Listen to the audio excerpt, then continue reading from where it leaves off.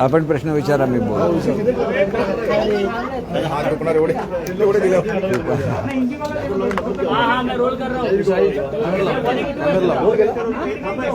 केसरकर साहेब आज जरा जरा एक मिनिट शांत राहा, ते प्रश्न विचारला. जरा थांबा.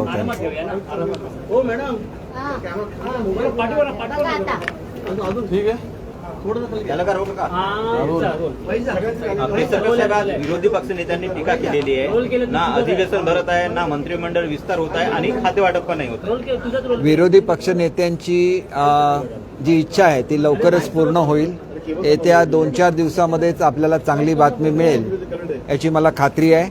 आणि शेवटी ही तारीख जाहीर करणं हे मुख्यमंत्री आणि उपमुख्यमंत्र्यांचा तो प्रिरोगेटिव्ह असतो आणि लवकरच विरोधी पक्षनेत्यांना चांगली बातमी मिळेल याचे एवढं मी सांगू शकतो. मुख्यमंत्री एकनाथ शिंदे 10च्या नंतर पण भोंगे वाजवतात असा त्यांचा आरोप आहे. एकंदरीत स्वतःच ते नियम मोडतायत असं म्हणणं आहे. नाही, हे बघा, अनेक वेळेला याच्या बाबतीत मी काय सांगू शकणार नाही कारण मी त्या दौऱ्यावर नव्हतो. परंतु मुख्यमंत्री सगळे नियम निश्चितपणे पाळत असतात. काही मिनिटांचा फरक वगैरे झाला तर तेवढाच एक विषय धरून ठेवायचा. आणि असं तर काय झालेलं नाही की रात्रीच्या वेळेला कुठले कार्यक्रम घेतले गेले आहेत वगैरे, असं तर काय झालेलं नाही आहे. अनेक वेळेला ज्याला दौरे असतात त्या दौऱ्यांमध्ये काही वेळेला पाऊस येतो, इतर कारणांमध्ये उशीर होतो आणि लोक थांबून असतात. अशा वेळेला लोकांशी न बोलताच निघून गेलं तर सुद्धा त्याच्यातून वेगळी परिस्थिती निर्माण होण्याची शक्यता असते. त्याच्यामुळे याच्यावरचं खरं काय तर ते स्वतः आल्यानंतर इथं बोलतील. परंतु अशा गोष्टींचा इश्यू करणं हे पूर्णपणे चुकीचं आहे असं मला स्वतःला वाटतं. एखाद्या कार्यक्रमाला वगैरे गेले, मनोरंजनाचा कार्यक्रम आहे आणि तिथं रात्रीच्या वेळेला स्पीकर वाजतायत तर मी समजू शकतो की तिथं कुठेतरी भंग होतोय. कारण शेवटी उद्देश असा असतो की लोकांना डिस्टर्ब होऊ नये, हा त्याच्या कायद्याच्या मागचा उद्देश आहे. एखादी यात्रा सुरू आहे, त्याला उशीर झाला आणि त्याचा वेगळा काहीतरी इश्यू करायचा तर तेवढ्यापुरतं आपण त्याच्याकडे वेगळ्या दृष्टीने बघितलं पाहिजे असं मला स्वतःला वाटतं. अजित पवार तर राज्यपालांची भेट घेणार आहेत कारण अजून मंत्रिमंडळ विस्तार झालेला नाही आणि किमान 12 जण जरी असावेत आणि आता कायदेशीर पेच निर्माण होण्याची शक्यता असते म्हणतात. नाही, कायदेशीर पेच वगैरे काही नाही. याचं मी वेळोवेळी पुन्हा एक्सप्लेनेशन दिलेलं आहे की जे 12चं आहे ते जी राज्य लहान असतात त्यांना जर 15%च दिले तर गोव्यासारख्या राज्यामध्ये 6च मंत्री होतील. त्याच्यामुळे किती कमी असले तरी 12पर्यंत त्यांना संख्या ठेवता येते. म्हणून त्यांच्यासाठी असलेली फॅसिलिटी आहे. 2 मंत्री असल्यामुळे काहीही बिघडत नाही. एक मुख्यमंत्री जर 3 महिने कारभार करत होते, एकच मुख्यमंत्री होते आणि यांचं जे मंत्रिमंडळ होतं सुरुवातीला तयार झालं त्याच्यामध्ये 10च मंत्री होते, 12 नव्हते. आणि त्याच्यामुळे काही तांत्रिक मुद्दे उपस्थित करायचे आणि उद्या राज्यपालांना भेटायचं आणि जणू काय मी भेटलो म्हणूनच हा विस्तार झाला असं सुद्धा म्हणण्याची शक्यता असते. अजितदादा त्या पद्धतीचे विरोधी पक्ष नेते नाही आहेत. परंतु असं सुद्धा बोलण्याची शक्यता असते की आम्ही राज्यपालांना सांगितलं आणि म्हणून विस्तार झाला, असं होत नाही. तो विस्तार करण्याची विनंती ही मुख्यमंत्री महोदयांनीच करायला लागते आणि मुख्यमंत्र्यांनीच मंत्रिमंडळाची नावं द्यायला लागतात आणि त्याच्यानंतर राज्यपाल त्यांना शपथ देत असतात. मी आपल्याला आताच सांगितलेलं आहे लवकरात लवकर हे होणार आहे आणि त्याच्यामुळे ह्याचा इश्यू करण्यात येऊ नये अशी सुद्धा विनंती आहे. येत्या 4 दिवसात तरी 4 दिवसात नाही झालं तर तुम्ही मला विचारायचं की का नाही झालं. विनायक राऊतांचं नेमकं शिक्षण मला माहिती नाही आणि त्याच्यामुळे त्यांच्याबद्दल बोलणं हे फारसं चांगलं नाही. पण ते जर असं बोलत असतील तर चुकीच्या माणसाला मी खासदार म्हणून निवडून आणलं असं मी समजेन.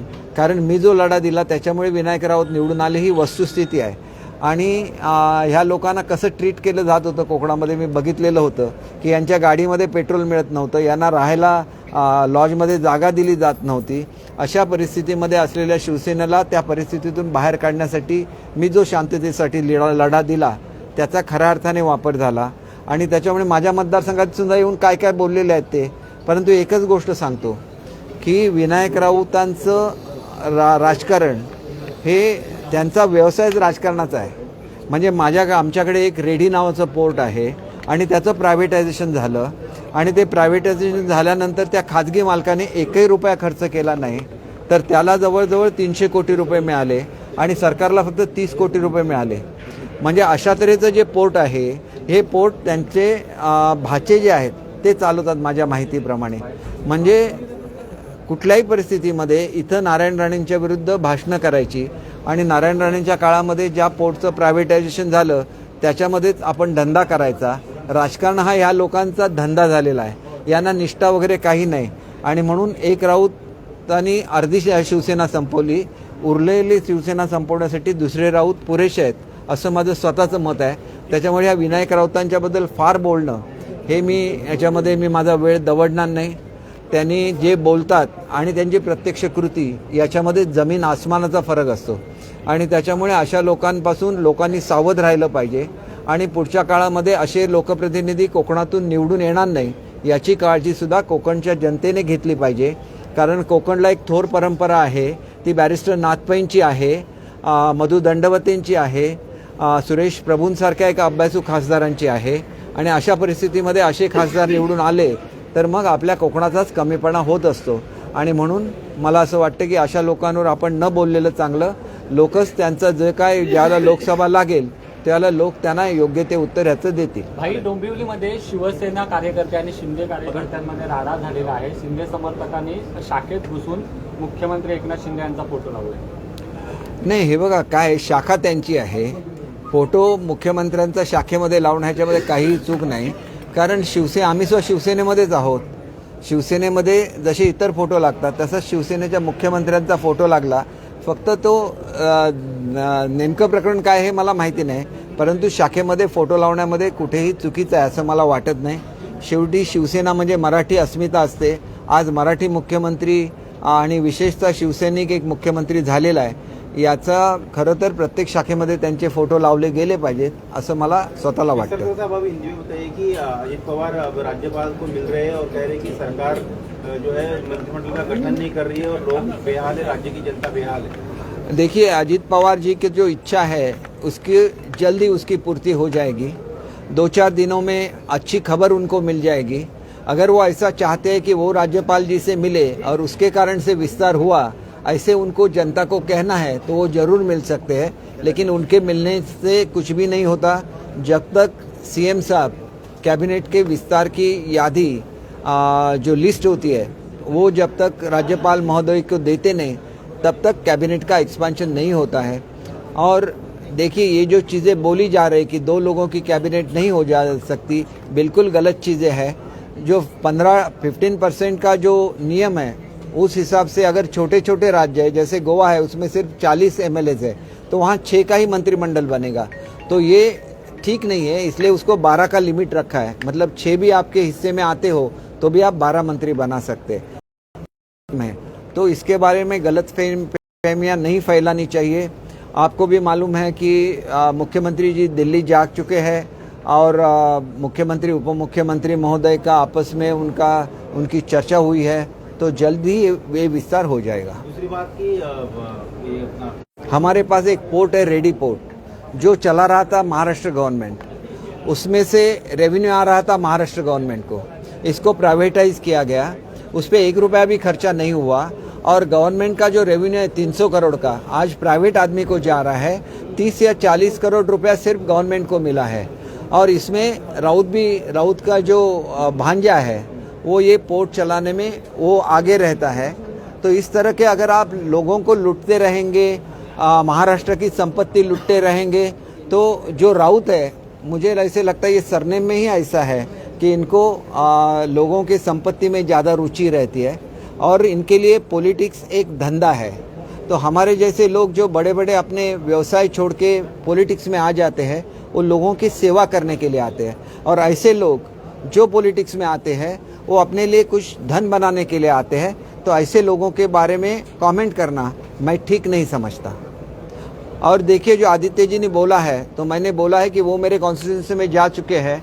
इसलिए मेरी जो इन्फॉर्मेशन है 2-3 दिन में मैं आपका एक प्रेस कॉन्फ्रेंस लूँगा और आप सबको और महाराष्ट्र की जनता और भारत की जनता को ये बोलूँगा कि हकीकत क्या होती है. हकीकत बिल्कुल अलग होती है, जो बोला जाता है और हकीकत होती है ये एक दूसरे को मैच नहीं करती. और आदित्य जी का एज छोटा है, उनको शायद ये मालूम भी होगा लेकिन वो बोलना नहीं चाहते, या तो जाके अपने लिए झूठी सिंपैथी क्रिएट करना चाहते हैं. तो सिंपैथी से पॉलिटिक्स नहीं चलता. आप 2.5 साल मंत्री रह चुके हैं और मंत्री होते हुए आपने क्या परफॉर्म किया ये आपको लोगों को बोलना चाहिए। जो कोल्हापुर में वो गए थे, वो छत्रपति शिवाजी महाराज की लैंड है। वहाँ पे तारा रानी जो थी, वो तारा रानी ने खुद का एम्पायर बनाया। जब मुगलों के कारण जब उनको रायगढ़ छोड़ना पड़ा, तो कोल्हापुर राजधानी रह चुकी है। बाद में सातारा भी एक राजधानी बनी, लेकिन इसको एक इतिहास है। वहाँ बहुत सारे हेरिटेज प्रॉपर्टी है, वहाँ महालक्ष्मी माँ का मंदिर है। क्या डेवलपमेंट की उन्होंने कोल्हापुर में, इसका उन्होंने कोल्हापुर को जनता को जवाब देना चाहिए, जबकि वो जवाब नहीं दे सकते। आज वहाँ पे बहुत बड़ी बड़ी फाउंड्रीज है, इलेक्ट्रिसिटी का रेट ज़्यादा होने की वजह से आज वो सब फाउंड्रीज वहाँ पे डिफ़िकल्टीज में है। उनके लिए आदित्य जी ने क्या कहा, क्या किया, वो उनको बोलना चाहिए। वो तो उनका इतना अधिकार, और सब डिपार्टमेंट में वो इंटरफियर कर रहे थे। फिर उन्होंने परफॉर्म क्या किया, वो रोज़ कितने लोगों को मिलते थे, वो कितनी बार मंत्रालय में आते थे। 7वें मंजिले पे उनका ऑफिस था, वहाँ पे जाके उसका सीसीटीवी फुटेज चेक कीजिए तो आपको पता चल जाएगा कि कितने घंटे वो आ चुके हैं उस ऑफिस में। आफ्टर ऑल ये सिस्टम रहता है गवर्नमेंट का। लोगों आज देखिए इतनी भीड़ है डिप्टी सीएम को मिलने के लिए, सीएम साहब आते तो उनको मिलने के लिए भीड़ आती है। ये इनका अधिकार है मंत्रियों को मिलने का, अपने काम करने का उनका अधिकार है। आप लोगों को मिलेंगे ही नहीं। आज आपकी सत्ता चली गई तो आप हर गांव में जा रहे हैं, हर एक शाखा में जा रहे हैं। जब आपके पास सत्ता थी तो आप कहाँ थे, ये लोगों को आप मिल रहे थे क्या, ये सवाल है। वो हमारे नेता है, उनके लिए हमारा आदर है, इसलिए मैं कुछ नहीं बोलता। लेकिन जो सच्चाई है मैं महाराष्ट्र की जनता के सामने लाऊंगा, सब शिवसैनिकों के सामने लाऊंगा, और फिर उनको सोचना चाहिए कि कौन सही है और कौन गलत है, उसका उनको ही डिसाइड करने दीजिए। Thank you. Thank you.